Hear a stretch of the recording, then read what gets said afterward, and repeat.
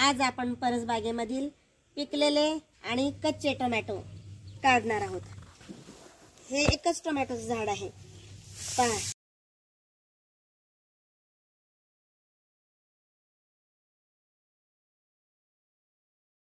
कसे टोमॅटो आलेले आहेत।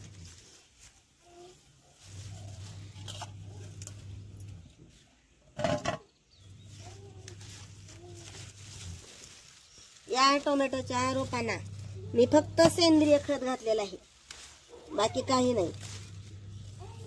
हे पहा, हे चटणीसाठी हिरवे टोमॅटो आणि भाजीला आमटीला पिकलेले टोमॅटो काढलेले आहेत।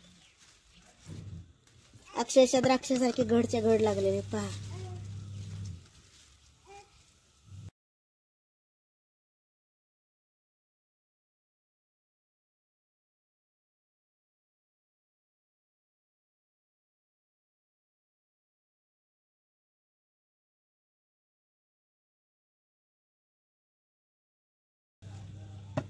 किती टोमॅटो आलेले आहेत पहा। झाडांना सुद्धा ओझ झालं असेल।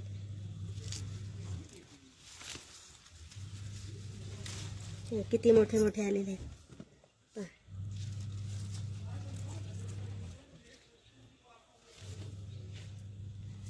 इथे खाली सुद्धा झाड पूर्ण भरलेले टोमॅटोने पहा।